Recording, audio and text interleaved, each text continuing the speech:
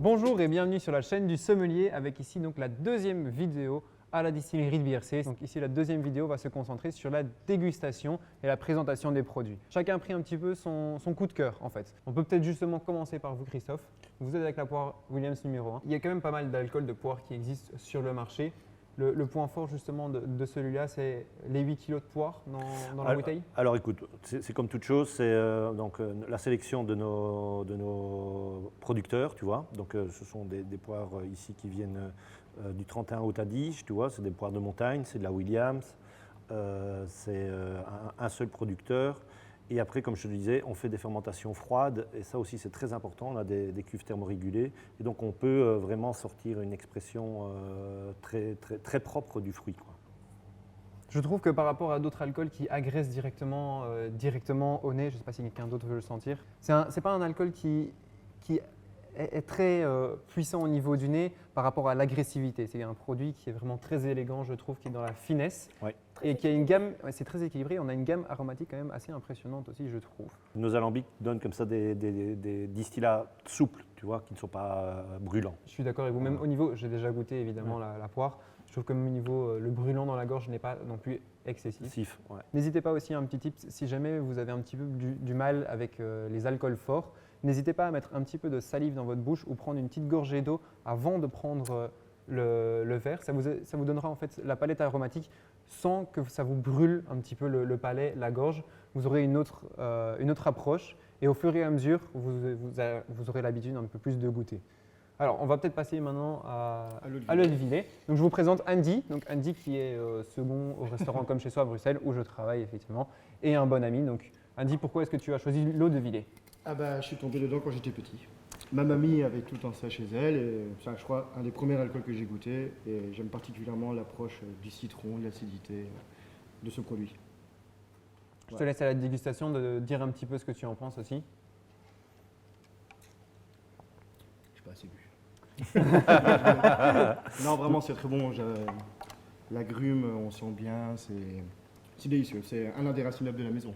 Et par rapport on connaît tous un petit peu les alcools du citron. Le limoncello, je ne sais pas si tu aimes bien ou pas, parce qu'on n'est pas du tout par rapport au limoncello. On a beaucoup moins de sucre ici, on reste vraiment sur le fruit, sur la fraîcheur. Donc là aussi, on peut le glacer aussi pour vraiment avoir la sensation de fraîcheur. Je ne sais pas si tu aimes bien prendre ça en digestif ou pas. Oui, oui, tout à fait.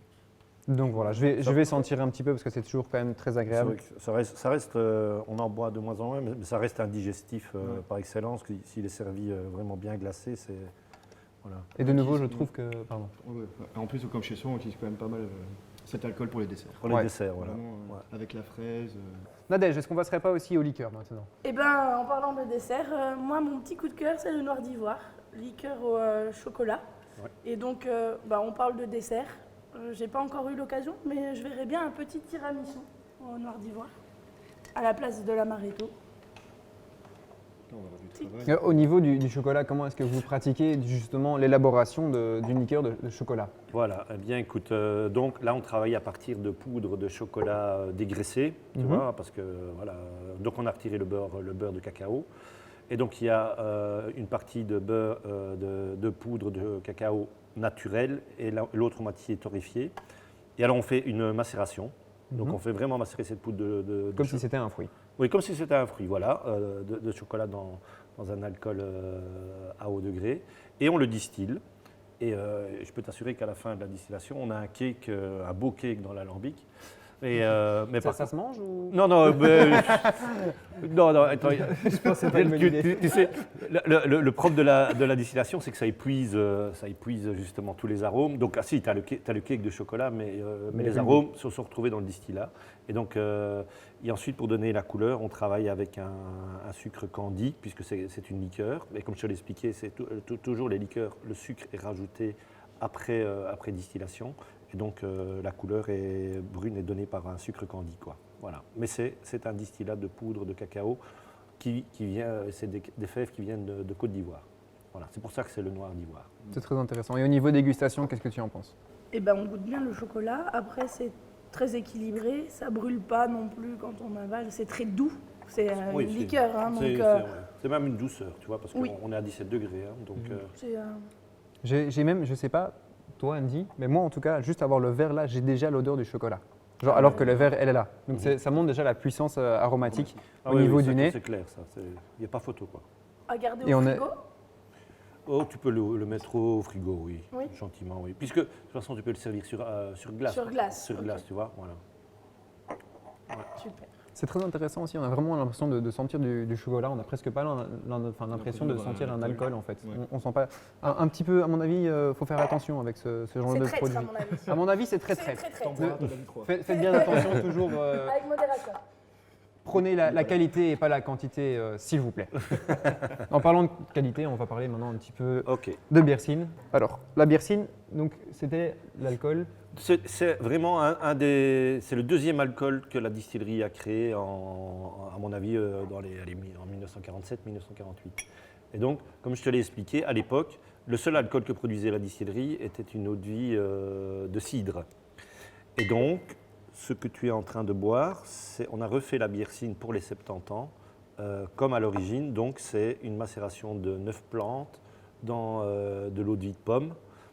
Qui est, là tu es à 45 degrés, donc là on est dans l'univers des chartreuses, tu vois. J'allais justement en parler. Moi, première fois qu'on m'a parlé de la Biersine, ce n'est pas quelqu'un ici, on m'a comparé ça à une chartreuse. Je trouvais ça quand même. C'est flatteur. C'est très flatteur de se par dire. exemple, tu vois la chartreuse verte, on est quand même tous d'accord que c'est une grande liqueur, hein, voilà. Donc moi aussi, on m'a dit ça ressemble à une chartreuse, c'est presque aussi bon qu'une chartreuse. Je dis écoutez, c'est très aimable parce que voilà, ça veut dire que c'est une liqueur de plante, je pense, bien réussie, quoi. Voilà. Et alors pour parler un petit peu de la dégustation, je trouve de nouveau c'est un produit qui est très équilibré. On a quand même aussi de nouveau une palette aromatique qui est très différente de ce qu'on a goûté précédemment. On sent vraiment le côté herbacé. Oui. Et puis une fois qu'on l'a en bouche, c'est de nouveau assez doux. Même pour 45 degrés, je trouve ça très doux. Tu ne les sens pas? Ça ne te brûle pas? Ça ne t'agresse pas? On le sent. Pas habitué non plus. Genre, on sent quand même l'alcool qui est là. Bien sûr. Mais par rapport à d'autres alcools, je trouve que c'est quand même assez soyeux. Je dirais que ça caresse quand même un petit peu la langue. On sent le côté un petit peu mûrulent, l'alcool. Mais on reste toujours sur un équilibre. Et la sucrosité, en fait, vient vraiment juste pour équilibrer le produit et pas pour le rendre lourd. Exactement. Écoute, ça c'est une chose aussi qu'on essaie de faire depuis bien longtemps, c'est le sucre, en mettre juste ce qu'il faut et pas trop, sinon tu comprends, ça écrase tout. Et donc je pense que voilà, nous on travaille avec très peu de sucre. Ça c'est ce qui est très important voilà. aussi. Merci pour cette dégustation d'eau de vie et de liqueur. On va maintenant passer à des cocktails. Santé. Et on va parler de cocktails 100% belges. On va essayer un maximum et Nadège va nous préparer ça. On vous mettra la description de tout. On vous mettra aussi le lien du site pour que vous puissiez un petit peu voir plus les produits eau de vie et liqueur. Et alors les cocktails, on vous mettra aussi comment on fait les cocktails pour que vous puissiez les reproduire chez vous.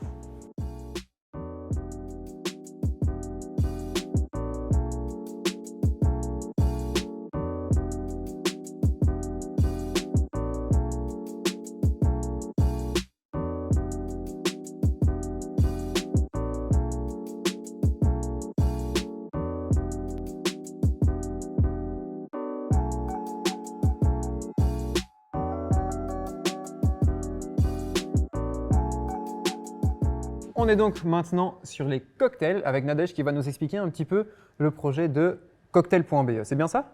Oui, tout à fait. Le concept de cocktail.be, c'est de démocratiser un peu les cocktails avec nos alcools. Donc on a un gin par exemple, on a un vermouth, on a un bitter belge. Alors, on se dit pourquoi pas faire un negroni.be puisqu'on a les 3 alcools. Christophe boit le negroni.be. L'un des cocktails qui se vend le plus en été, c'est l'Aperol Spritz. Nous, on a un bitter belge, donc on se dit, on va faire un spritz.be. Andy boit un spritz.be. On ne pouvait pas passer à côté de notre produit phare, l'eau de Villers. Donc pour le mettre à l'honneur, Alain a pensé à revisiter le Moscow Mule, et donc on a fait un mule.be. Donc on remplace alors dans ce cas-là la vodka par l'eau de Villers. Et cet été est venu compléter la gamme notre premier alcool bio, donc c'est le gin.net à la framboise. Et donc parfait avec un tonic en terrasse quand il fait beau. On a des bons produits chez nous, faut les reconnaître donc, et les mettre en avant, clairement. C'est ça, la Belgique est riche de bons produits. On a une chance d'avoir des excellentes brasseries. très bonne distillerie. Et autant en profiter un petit peu et faire marcher le marché proche, le commerce un petit peu proche de nous. Et le côté humain aussi, je trouve, par exemple, nous, notre but aussi avec la chaîne, en tant que restaurateur, c'est de justement avoir un côté humain plus que juste le produit. Donc c'est pour ça aussi qu'on fait des vidéos chez vous, qu'on fait ici, qu'on va souvent visiter des brasseries ou d'autres choses. Et c'est aussi ce qui est très intéressant parce que pour la dégustation, je voulais qu'on soit tous ensemble en fait, parce que pour moi, la boisson en général, qu'elle soit alcoolisée ou non alcoolisée, c'est un moment de partage. Exact. C'est pour ça que chacun a un petit peu son produit, qu'on le partage entre nous. Et donc, bien faire attention à la consommation, mais essayer d'en profiter et de le partager un maximum. On va peut-être déguster, chacun dit son avis, je pense. J'ai envie de dire santé à tous. Et santé!